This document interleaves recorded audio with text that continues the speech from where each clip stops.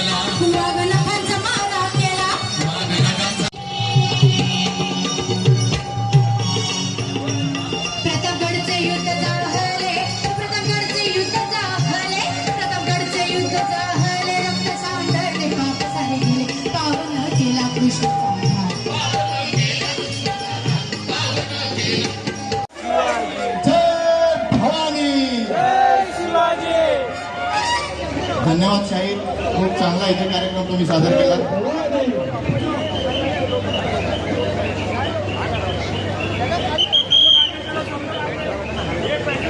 मंचाच्या दीपोहर तुम्ही पापं संध्यादीप नमोस्तुते।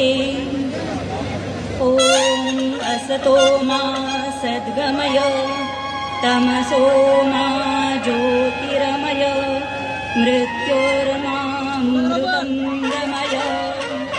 त्वमेव माता च पिता त्वमेव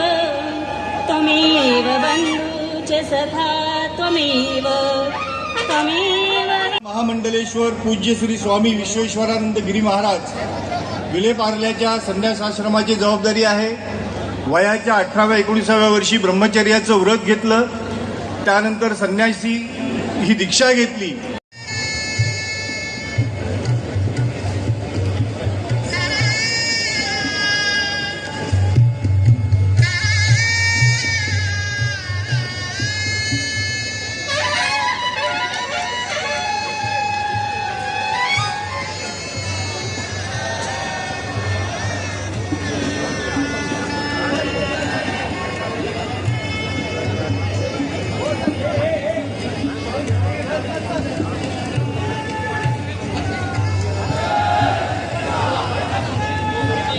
प्राचार्य पदावरून निवृत्त झाले। राष्ट्रीय स्वयंसेवक संघाचे स्वयंसेवक, विश्व हिंदू परिषदेचे आंतरराष्ट्रीय संयुक्त महामंत्री अशी जबाबदारी त्यांचंही स्वागत आहे। मराठी चित्रपट, 5 हिंदी चित्रपट आणि 31 दूरदर्शन मालिकांत ते कार्यरत होते। संस्कार भारती या कला क्षेत्रात कार्यरत असणाऱ्या संस्थेचे पश्चिम महाराष्ट्राचे आता सन्माननीय अध्यक्ष। चित्रपटांची त्यांनी निर्मिती आणि दिग्दर्शन केलं आहे। गाडगे महाराजांवरचा देवकीनंदन गोपाल हा चित्रपट त्यांनी आपल्यासमोर 30 वर्षापूर्वी मांडला होता। अशा वेगवेगळ्या 13 चित्रपटांना त्यांच्या राष्ट्रीय पुरस्कार मिळालेला आहे। संस्कार भारतीची सुद्धा अनेक वर्ष राष्ट्रीय अध्यक्षाची एक वर्ष होते. सध्या विवेकानंद एज्युकेशन सोसायटी चेंबूरला जी आहे त्याच्या मॅनेजमेंट स्टडीज अँड रिसर्चचे संचालक आहेत आणि कोकण प्रांताचे राष्ट्रीय स्वयंसेवक संघाचे माननीय संघचालक आहेत. थोडं आपण टाळ्या वाजवायला हरकत नाही. सर्व मान्यवरांचं स्वागत होत आहे.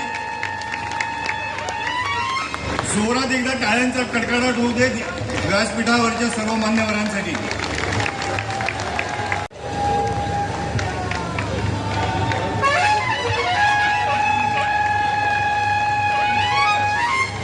लेफ्टनंट कर्नल वायुदलात अनेक वर्ष होते. मुदतपूर्व निवृत्ती घेतली. काश्मीरमध्ये दहशतवाद्यांशी लढताना त्यांनी जो पराक्रम केला त्यासाठी सेना शौर्य पदक त्यांना प्राप्त झालेलं आहे. त्याच काळामध्ये दहशतवाद्यांच्या हल्ल्यात त्यांचा चेहरा मान जबडा फाडून गोळी गेली होती. एका अर्थाने त्यांचा हा पुनर्जन्म आहे.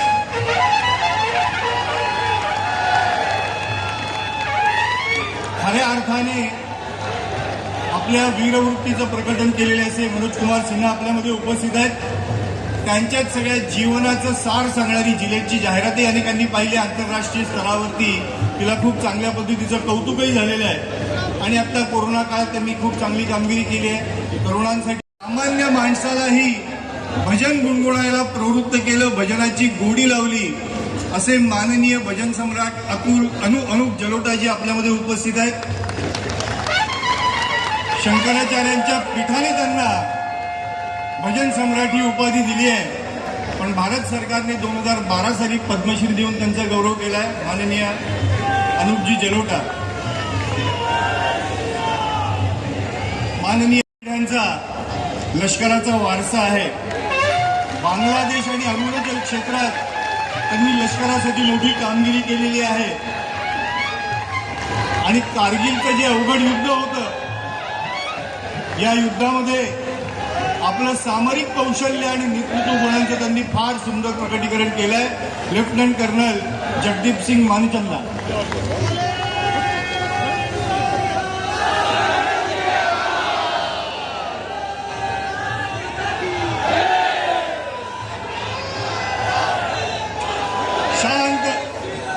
शांत.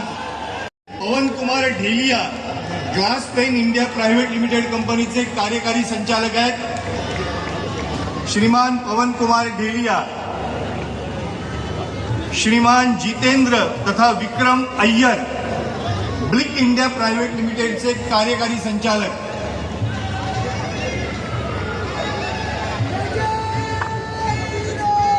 पराग तथा जय शहा जे सरल आर्ट्सचे संस्थापक आहेत. आता ते उपस्थित असतील तर कृपया त्यांनी आपल्या जागी उभं राहायचं आहे. जोरदार टाळ्यांचा कडकडाट करायचा आहे. आपण एका महानुभावाचा सत्कार सन्मान करतो आहोत. टाळ्या वाजवताना कुणी संकोच करू नये.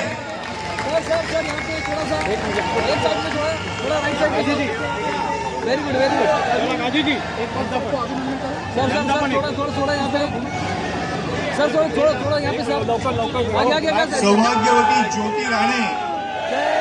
आपण सर्व जाणतो ऑगस्ट 2018 मध्ये काश्मीरमध्ये दहशतवाद्यांशी लढताना सौभाग्यवती ज्योती राणे यांचा सत्कार होतोय. एकदा सर्वांनी जोरात टाळ्यांचा कडकडाट करावा.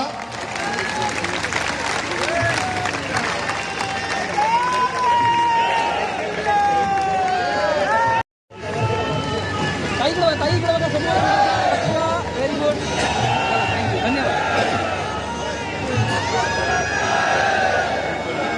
काही समोर दोघंही सभेत उपस्थित असतील तर कृपया पुढे या.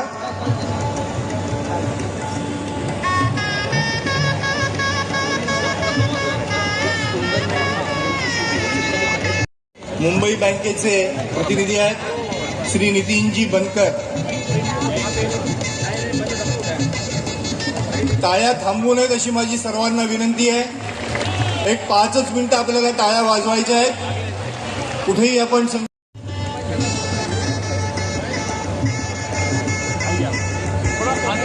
टाळ्या वाजवा जरा एकदा जोरात टाळ्या. जवळजवळ 10,000ची संख्या आहे आणि आवाज हा आकाश भेदून गेला पाहिजे असा आला पाहिजे. पुढे यावं. आपल्यामध्ये शाहिस्त्याची बोटे छाटतो, बाजी प्रभुपरी खिंड लढवतो, हिंदूंचा राजा हे शिकवितो. छत्रपती ते बदलापूरचं नाव हे पुढे बदलले जात होते, मध्ये बदलापूर हे असं त्याचं नाव आहे. या सगळ्याचं स्मरण या यात्रेमध्ये, अशा असंख्य गावांचं स्मरण हे यात्रेमध्ये झालं. संवेदनशील स्थानांवरनं वस्त्यातून यांचा स्पर्श करीत ही यात्रा पुढे गेली. उदाहरणार्थ गोरेगावमधील लोणेरे, जिथे मुस्लिम बहुल वस्ती आहे, या ठिकाणी मोठी भव्य सभा झाली. हाल कुलाबा जिल्ह्यामध्ये हाल आहे. आपल्या ठाणे जिल्ह्यामध्ये राबोडी, मुंब्रा, कौसा, मुंब्र्यामध्ये 500 बाईक रॅली, 500 जणांची या वस्तीमधून रॅलीच्या रूपाने कार्यकर्ते गेले. भिवंडी, नयानगर, भाईंदर असंख्य वस्त्यांमधून संवेदनशील स्थानांना स्पर्श करत ही यात्रा पुढे सरसावली. दोंडा मार्ग सिंधुदुर्ग येथे उद्घाटनावेळी 34 गावांमधून आम्ही ध्वज दिले होते आणि ते ध्वज घेऊन सरपंच, उपसरपंच प्रत्यक्ष या यात्रेमध्ये सहभागी झाले. 600ची आपल्या उद्घाटनाची या प्रसंगी सभा झाली. मनोहर पालघर येथे एक विशेष सांगायचं झालं. मनोहर पालघर येथे जो धोखा हुआ उसको, और डॉक्टर साहब के साथ 2000 हमारे शिव सैनिकों के, हमारे बजरंगियों के ऊपर कैसे अटैक किया चारों तरफ पहाड़ियों से घेर के. जब शिवाजी को अफजल खान ने शांति की वार्ता के लिए बुलाया तो कहा कि कोई भी नहीं आएगा, 500-500 लोग लेके आएंगे, वो भी आधा किलोमीटर दूर खड़े रहेंगे और 2-2 हम बॉडी गार्ड लेके आएंगे. तो जब उन्होंने आके गले मिले तो गले मिलते, सिर्फ मैं बता रहा हूं कि इस धोखे को समझो, वरना घर के अंदर हम पीटे जाएंगे. क्या हुआ कि जब आके गले मिले तो अफजल खान 6.25 फीट था, शिवाजी 5-5.25 फीट के थे. तो उसने उनकी दबाना गर्दन चालू करी जोर से, वो बलिष्ठ था. अब शिवाजी को एक चक्कर आ गए, समझ नहीं पड़ा कि क्या करूं. ये मजूमदार ने पूरी कहानी लिखी है, MC मजूमदार हिस्टोरियन बहुत बड़े हैं. तो शिवाजी के दिमाग में माता आई सामने, भवानी, और उसने कहा कि अरे क्या कर रहा है, तेरे हाथ में तो बगनके हैं, ये तो दुष्ट है, इसको चीर दे इसके पेट को. तो शिवाजी ने उसके पेट को चीर दिया और जैसे ही उसके पेट को चीरा, उस जोर से चिल्लाया, धोखा धोखा धोखा.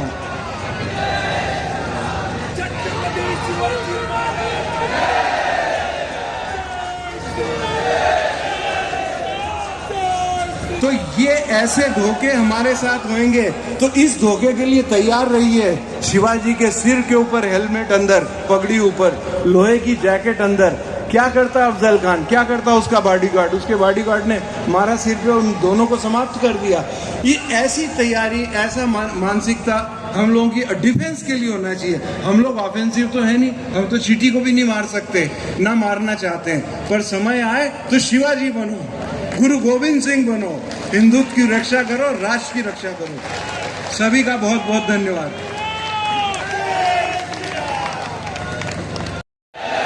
भारत माता की, भारत माता की. मंच पर उपस्थित पूजनीय महामंडलेश्वर जी और अन्य सम्माननीय अतिथिगण और आप सभी उपस्थित शिवाजी बंधुओं, जो भूत्वा शिवम यजेत, शिव की पूजा करना है तो शिव बनना होगा. यदि हमें शिवाजी की पूजा करना है तो शिवाजी बनना होगा.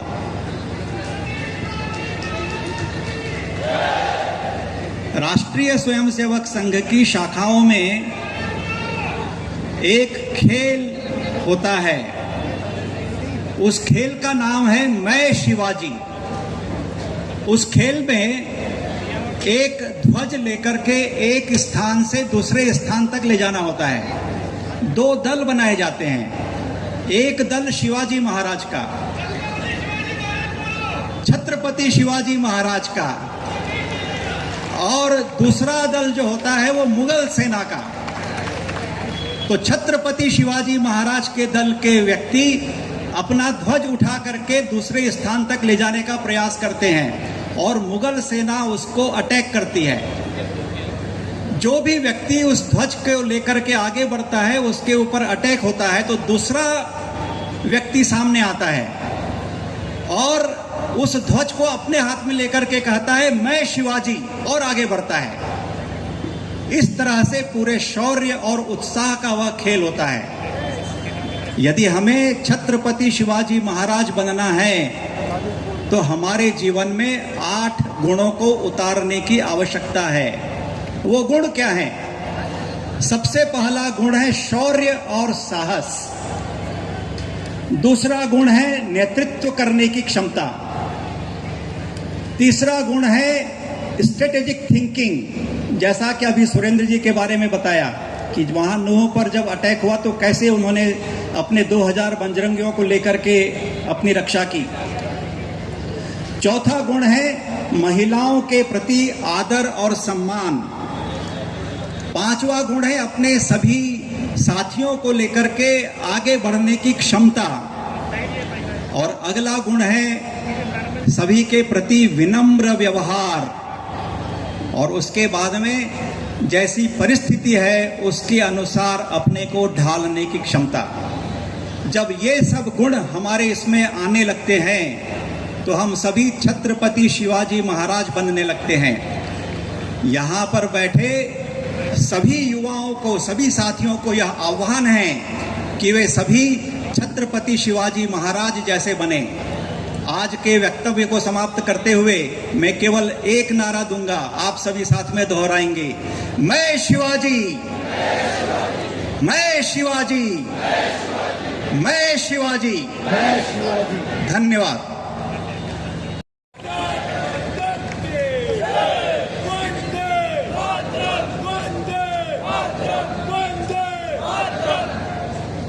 वंदे मातरम। शौर्य यात्रा के शौर्यवान देवियों और सज्जनों, आप सभी का बहुत बहुत नमस्कार एवं अभिनंदन। 350 वर्ष पूर्व राज्याभिषेक हुआ था छत्रपति महाराज शिवाजी का। 350 वर्ष पूर्व जन्म हुआ था एक स्वप्न का। स्वप्न जो छत्रपति शिवाजी महाराज ने देखा था, स्वप्न शौर्य का, पराक्रम का, बहादुरी का, स्वप्न हिंदवी स्वराज का, स्वप्न अधर्म को परास्त कर, विनाश कर धर्म की स्थापना करने का, स्वप्न एक धर्म युद्ध का, और स्वप्न उस धर्म युद्ध को युद्ध करते हुए एक इतिहास के निर्माण करने का। और आज यहाँ पर मैं उसी इतिहास की बात करने आया हूँ। वो इतिहास जो बना था, वो इतिहास जो बन रहा है, और वो इतिहास जो भविष्य में बनेगा, वो इतिहास जो सिर्फ नायकों और महानायकों से नहीं बनता है, वो इतिहास जो सिर्फ आपके और हमारे जैसे साधारण लोगों के कारण भी बनता है।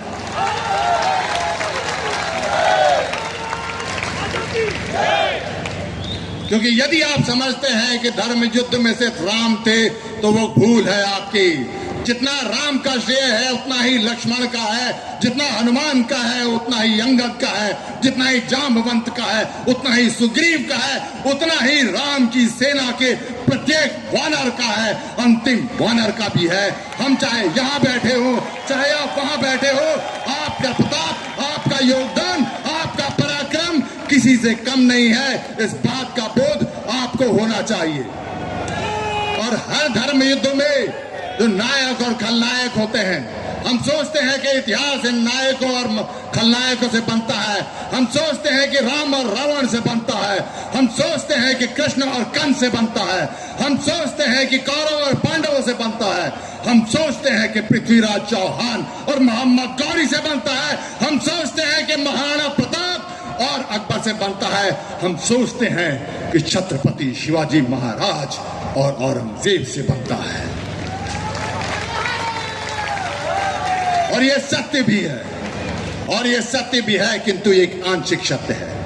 पूर्ण सत्य ये है कि इतिहास उनके साथ लड़ने वाले, उनको सहयोग देने वाले हर एक प्रत्येक साधारण व्यक्ति से भी बनता है। बस शर्त यह है कि वो प्रत्येक साधारण व्यक्ति अपनी योग्यता और नियति के अनुसार जो उसको निर्धारित किया जाए उसको वह पूर्णतया अपना तन मन धर्म से पूरी तरह से समर्पित होकर अपना योगदान दे, बिना किसी शंका, बिना किसी संकोच के। वो शंका जो कुरुक्षेत्र के मैदान में महाभारत के युद्ध के पहले दिन अर्जुन को हो गई थी कि हे कृष्ण, मैं युद्ध नहीं करूंगा, सामने मेरे पितामह हैं, अपने हैं। वो शंका जिसका समाधान भगवान कृष्ण ने ये कहकर किया था कि हतो वा प्राप्तसी स्वर्गम जित्वा वा भोक्ष्यसे महीम तस्मादुत्तिष्ठ कौन्तेय युद्धाय कृत निश्चय। हे कौन्तेय, या तो तुम युद्ध में मरकर स्वर्ग की प्राप्ति करोगे या विजयी होकर स्वर्ग पे राज करोगे, इसलिए या विजयी होकर इस पृथ्वी पर राज करोगे, इसलिए तुम दृढ़ निश्चय कर युद्ध के लिए खड़े हो जाओ। और इस बात का बोध, साधारण लोगों के योगदान का बोध छत्रपति शिवाजी महाराज को भी था। वो जानते थे कि जितने धर्मवान वो है, वो उनके साथ लड़ने वाला, सहयोग करने वाला प्रत्येक व्यक्ति है। वो ये भी जानते थे कि वो छत्रपति भी इसीलिए हैं और महाराज भी इसीलिए हैं कि उनके साथ कई ऐसे लोग हैं जो पूरी निष्ठा के साथ, पूरे पराक्रम के साथ अपना सर्वस्व उनके साथ, उनके लिए, इस मातृभूमि के लिए न्योछावर करने को तैयार है। वो साधारण व्यक्ति चाहे उनके सैनिक रहे हो या वो लोग जिन्होंने धन धान्य का उनको दान दिया था धर्म युद्ध के लिए, या वो कुम्हार या वो लोहार या कारीगर जिन्होंने अस्त्र और शस्त्र का निर्माण किया था, या वो साधारण लोग जो उनके और उनकी सेना के मार्ग में जिनका घर आता था, जो अपने द्वार खोल दिया करते थे कि हे महाराज, हे छत्रपति शिवाजी महाराज के सैनिकों, आप मेरे घर में आए, विश्राम करें, भोजन करें, और यदि आप घायल हैं तो मैं आपका उपचार करूंगा। उन सभी का योगदान उसमें उतना ही है जितना और किसी का है। इस बात का बोध आपको होना चाहिए, क्योंकि इतिहासकार, कवि और लेखक जब इतिहास की रचना करते हैं, वर्णन करते हैं, तो नायकों और खलनायकों के बीच में रह जाते हैं, ये छूट जाता है। लेकिन देवियों और सज्जनों, मैं आपको बताऊंगा, मैंने मृत्यु के दर्शन किए हैं। जब मुझे गोली लगी थी, जब गोली मेरा जबड़ा और गला फाड़ कर पीछे से निकल गई थी, तो मैं मृत्यु स्वीकार करके मृत्यु की मार्ग पर चल पड़ा था। जितनी दूर जा सकता था जब गया मैं, तो न जाने किस लिए यमराज ने मुझे वापस भेज दिया। गंतव्य तक पहुंचने के पूर्व ही मैं आ गया। संभवतः मेरे कर्मों में कोई त्रुटि रही होगी जो मुझे वीर गति का सौभाग्य नहीं मिला, लेकिन मैं इतना जानता हूं कि उस मार्ग पर तो पुनः जाना ही है, और इस बार मैं गंतव्य तक पहुंचूंगा। और गंतव्य पर पहुंचकर वहां पर भेंट होगी आपके, मेरे सारे पूर्वजों से, और तब चित्रगुप्त से उनके कर्मों का लेखा जोखा लेकर मैं उनसे आंख में आंख डालकर पूछूंगा कि जब धर्म युद्ध हो रहा था, आप चाहे भारत के किसी भी स्थान में थे, किसी कालखंड में थे, जब धर्म युद्ध हो रहा था, जिस प्रकार का धर्म युद्ध छत्रपति शिवाजी महाराज ने किया, तो आप क्या कर रहे थे उस समय? अगर वो उनके साथ थे जो मैंने बताया, या किसी भी प्रकार से उनका सहयोग दिया, तो हम नमन करेंगे उनको। नीचे के लेखक और कवि और इतिहासकार चाहे भूल जाएं, ऊपर इसका हिसाब पूरा बराबर होगा। हम उन्हें नमन करेंगे, और कहीं अगर इस बात का पता चला उस समय आप धर्म के साथ नहीं, अधर्म के साथ थे, तो मैं नहीं जानता कि मैं अपनी ग्लानि और तिरस्कार को किस प्रकार से नियंत्रित कर पाऊंगा। ये मैं नहीं जानता। और संभावना यह भी है कि वो शायद ना धर्म की तरफ हो, ना अधर्म की तरफ हो, किसी भी तरफ ना हो। और मैं एक बात बताऊं देवी और सज्जनों आपको, कि ऐसे लोगों की संख्या सदैव ज्यादा रहती है। उस समय भी थी जब इस देश में धर्म युद्ध हुआ है, उस समय भी ऐसे बहुत सारे लोग थे। अपने को क्या लेना देना भाई, अपने को 4 दिन की जिंदगी है, खाओ पियो ऐश करो, या अपने व्यापार देखो, नौकरी देखो, बीवी बच्चे पालो और आराम से जाओ। ये क्या धर्म युद्ध में लोग लगे हुए हैं। मैं ये बात बताऊं, उस समय भी ऐसे बहुत सारे लोग थे। यदि नहीं होते तो छत्रपति शिवाजी महाराज की सेना औरंगजेब की सेना से छोटी क्यों थी? महाराणा प्रताप की सेना अकबर से छोटी क्यों थी? सुभाष चंद्र बोस जब यहां पर थे, 34 करोड़ की आबादी में से 5-10 लाख लोगों ने भी यहां पर जीने मरने का समर्थन को दिया होता तो हमारे देश को वो व्यक्ति कई वर्ष पूर्व ही स्वतंत्रता लाकर हमारे हाथ में रख देता। वो बड़ी बात नहीं है, उससे बड़ी बात यह होती कि इस देश का पहला प्रधानमंत्री नेताजी सुभाष चंद्र बोस होते और हमारा राष्ट्र हम कहां होते उसकी आप कल्पना भी नहीं कर सकते। मैं जताने का प्रयास कर रहा हूं इतिहास में साधारण लोगों के महत्व का, क्योंकि इसीलिए कहीं आप अपने आप को साधारण ना समझने लगे। आपको इतिहास के निर्माण में अपने महत्व का बोध होना चाहिए। कहीं ये भ्रम ना हो, कोई फर्क नहीं पड़ता आप यहां बैठे हैं या वहां बैठे हैं या इस देश के किसी कोने में हैं, महत्व आपका बराबर है। सिर्फ आप अपने नियति एवं सामर्थ्य के अनुरूप पूरा योगदान करें, ये आपका कर्तव्य है। चाहे आप जिस स्थिति में, यहाँ कुछ युवतियां बैठी हैं, अगर आपके सामर्थ्य को देखकर तो मुझे कभी कभी ईर्ष्या होती है। आप में संभावना है कि 9 महीने अपने गर्भ में रहकर, जन्म देकर, उसमें राष्ट्र प्रेम की अग्नि जलाकर जीजाबाई बने और छत्रपति शिवाजी महाराज को जन्म दें। बात से तैयार रहना आप कि इतिहास आपसे पूछेगा। और चूंकि मैंने बात इतिहास की थी और मेरे परिचय में शायद बताया गया कि मैं कवि हूं, तो इतिहास पर ही आधारित अपनी एक कविता से समापन करूंगा।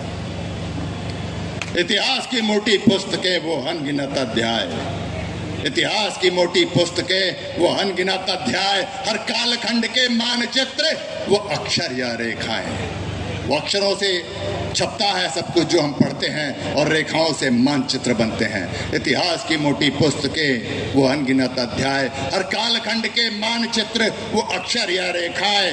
उन पीले सफेद पन्नों से, उन पीले सफेद पन्नों पर किसी स्याही से लिखी है तो ये तुम्हारा भ्रम है, क्योंकि कागज पर वो स्याही जो कहानी बताती है। कौन सी कहानी? फलाना सम्राट विजयी हुआ, मानचित्र की रेखाएं बदल गईं। क्योंकि कागज पर वो स्याही जो कहानी बताती है उससे पहले इस धरती पर किसी के खून से लिखी जाती है। क्योंकि नियति है यदि खून तो खून तो बहेगा, हम करे वार या फिर शत्रु करेगा।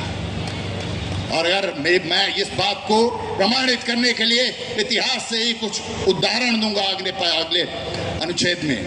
पहले वो 3 उदाहरण जिसमें हम ये मान कर बैठ गए थे कि शांति से काम हो जाएगा, और उसके बाद वो 3 उदाहरण जब हमें ये समझ में आ गया था कि शांति से काम नहीं बनेगा।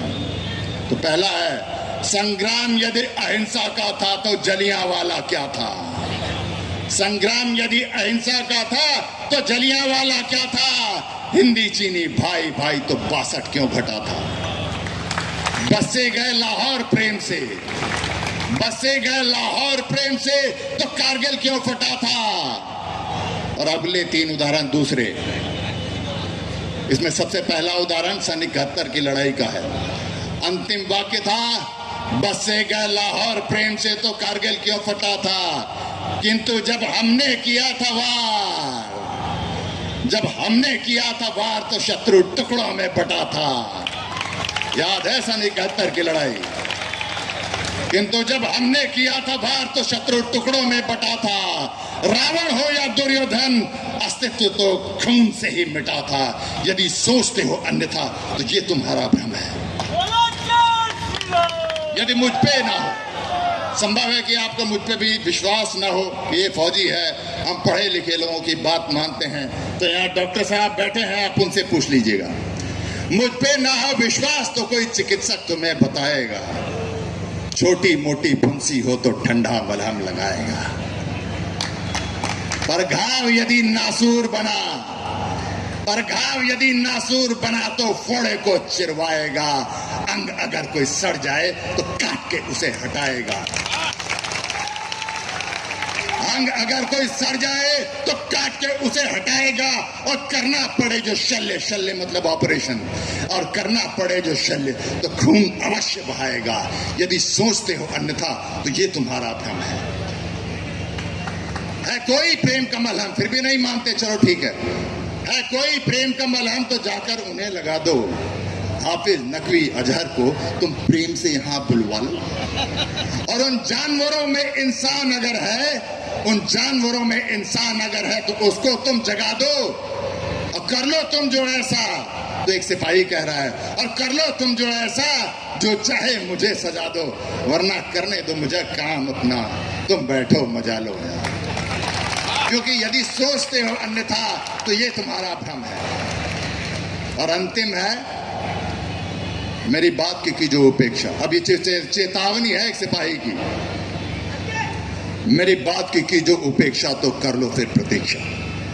मेरी बात की जो उपेक्षा तो कर लो फिर प्रतीक्षा।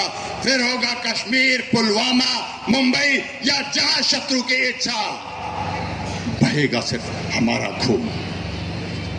पुलवामा की सड़क पर किसका खून था? 26/11 में यहां पर CST प्लेटफॉर्म पे ट्राइडेंट होटल, ताज होटल की फर्श पर किसका खून था? हमारा। मेरी बात की जो उपेक्षा तो कर लो फिर प्रतीक्षा। फिर होगा पुलवामा, मुंबई या जहां शत्रु की इच्छा, और खून की हर बूंद देगी है शिक्षा। नियति है यदि खून तो खून तो बहेगा, हम करे वार या फिर शत्रु करेगा। जय मां भारती। धन्यवाद। भारत माता की, छत्रपति शिवाजी महाराज की जय। मां भारती। भारत माता की। हर हर महादेव।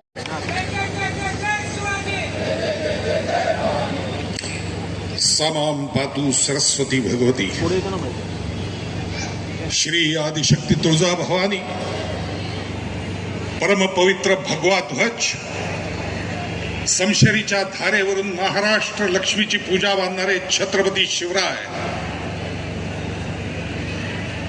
धर्मासाठी बलिदान करणारे छत्रपती संभाजी महाराज, ज्या ज्या जवानांनी बलिदान केलं त्या सर्वांना विनम्र वंदन। विश्व हिंदू परिषद अंतर्गत बजरंग दल कोकण प्रांताच्या वतीने विश्व हिंदूच्या स्थापनेला 60 वर्ष होणं आणि त्याच वेळेला छत्रपती शिवरायांच्या राज्याभिषेकाला 350 वर्ष पूर्ण होणं, अशा एका अपूर्व संगमावर ही शिवशौर्य यात्रा खऱ्या अर्थाने गाजवली आणि त्याचं आज समापन होत आहे। महाराजांचा इतिहास आपल्याला सगळ्यांना माहिती असतोच, त्यामुळे लहानपणापासून आपण शिकलेल्या इतिहासामध्ये मी पडत नाही, पण महाराजांच्या विषयीचा जो चुकीचा इतिहास आपल्या समोर सध्या मांडला जातोय त्याला उत्तर देण्यासाठी मी उभा आहे असं मी मानतो। अनेक ठिकाणी मी सध्या ऐकतो की शिवाजी महाराज कसे धर्मनिरपेक्ष होते, त्यांनी कसं मशिदींना अनुदान दिलं, त्यांच्या सैन्यामध्ये 57% मुस्लिम होते, कशी जुनी दानपत्र त्यांनी चालू ठेवली होती, कुठल्या दर्ग्यावरती त्यांनी कशा पद्धतीने नमाज पढणाऱ्या लोकांना देणगी दिली होती आणि मग कशा मशिदी बांधून दिल्या होत्या, असा इतिहास आपल्या पुढे सातत्याने मांडण्याचा प्रयत्न काही लोक करत असतात। त्या सर्वांना उत्तर फक्त एकाच गोष्टीतनं द्यावं असं वाटतं। त्यांचेच पुत्र धर्मवीर संभाजी महाराजांनी बुधभूषण लिहिलंय, त्या बुधभूषणातला 12व्या कडव्यातला संदर्भ जरी बघितला तरी लक्षात येतं की त्यांनी म्हणलं होतं, माझ्या वडिलांनी फक्त आणि फक्त हिंदवी स्वराज्य स्थापन केलं. शिवाजी महाराजांच्या सैन्यात मुसलमान किती होते मी फक्त यादी देतो. धंपक कथा सांगतात हे लोक 57% होते म्हणून. जैना खान पीरजादे एक नाव आहे. पुणे परगण्यात 1655 पर्यंत हा सर हवालदार होता, पण पुढे याची कुठलीही नोंद महाराजांच्या इतिहासात नाही. मेहलीम खान म्हणून होता, त्यावेळेला बारामतीचा हवालदार होता.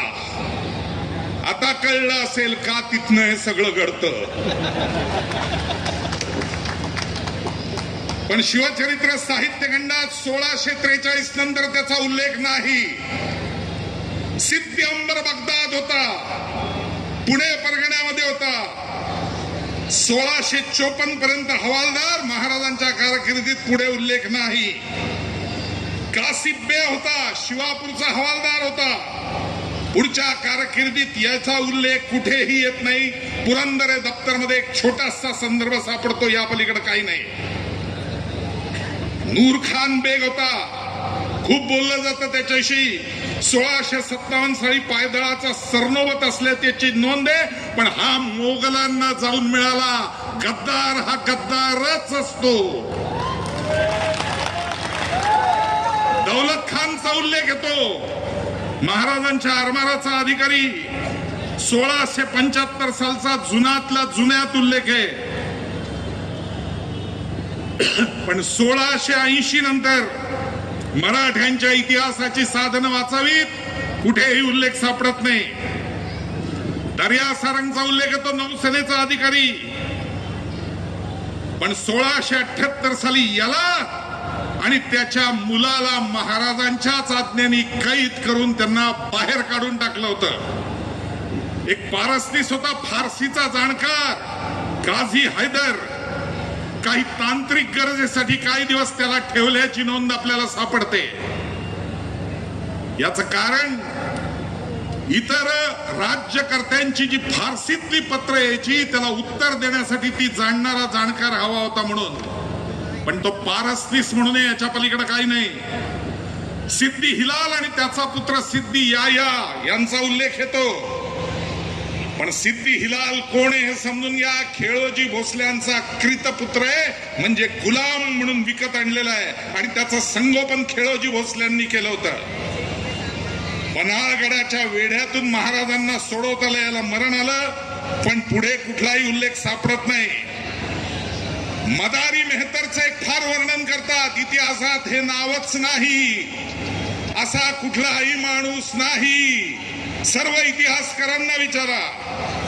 घोडदळाच्या 29 प्रमुखांमध्ये एक नाव येतं शामा खान. सिद्दी इब्राहिमचं नाव येतं. मगाशी जो पोवाडा चालला होता अफजल खानाचा, त्यातलं अफजल खान भेटीच्या वेळी जे 10 संरक्षक महाराजांबरोबर होते त्यात सिद्दी इब्राहिमचा उल्लेख आहे. महाराजांचा 1 हजारी अधिकारी तो होता. 1675 साली फोंड्याच्या लढाईत तो मेला, त्यानंतर तोही नाही. थोडक्यात शेवटपर्यंत फक्त 2 मुस्लिमांचा उल्लेख येतो, आणि त्याचं कारण एकच. महाराजांनी आरमार उभं केल्यानंतर आपल्याकडे आरमाराचं शिक्षण असणारी माणसं नव्हती, म्हणून 2 लोकांना त्यांनी ठेवलं. त्यांनाही नंतर काढून कान्होजी आंग्र्यांपासून सगळ्यांच्या ताब्यामध्ये ते दिलं गेलं, आणि त्यानंतर महाराजांकडे कोणीही नाही. उस पैटर्न का फाउंडर मेंबर हूँ. इस पैटर्न को हमने फरवरी 1983 में दानापुर पटना में स्वागत किया था. ये एक मिक्स बटालियन थी, सिर्फ बिहार रेजिमेंट नहीं थी. उसमें गढ़वाल की एक कंपनी थी, सिखों की कंपनी थी, आदिवासियों की कंपनी थी और बिहारियों की कंपनी थी. हमारे पास एक कमरा था जिसमें मंदिर भी था, चर्च भी था और गुरुद्वारा भी था. ये थी अनेका में एकता. है मेरा जहाँ डाल डाल पर सोने की चिड़िया. यही तो गड़बड़ हो गया कि सोने की चिड़िया कह दिया. अब सोने की चिड़िया कह दिया तो अंग्रेजों ने खूब लूटा। चिड़िया थी ना, छोटी सी चिड़िया, खूब लूटा। लेकिन अब मोदी जी ने इसको बना दिया है सोने का शेर। अब लूट के दिखाओ। अब तो जिन्होंने लूटा था वहां का प्रधानमंत्री सनातनी है, इंग्लैंड का प्रधानमंत्री भारतीय है, दिन रात उसके यहाँ पूजा पाठ होता है। तो इसलिए सत्य की विजय होती है, ये सोच के चलना है। हमेशा हमें सच्चे राह पे चलना है। और ये सच है कि हिंदू जाग गया है और उसको जागते रहना है। अब बजरंग दल पे आपको सुनाता हूं। अरे दुनिया चले न श्री राम के बिना, दुनिया चले न श्री राम के बिना, राम जी चले न हनुमान के बिना, राम जी चले न हनुमान के बिना। अरे दुनिया चले न श्री राम के बिना, अरे दुनिया चले न श्री राम के बिना, लंका जले न हनुमान के बिना, लंका जले न हनुमान के बिना।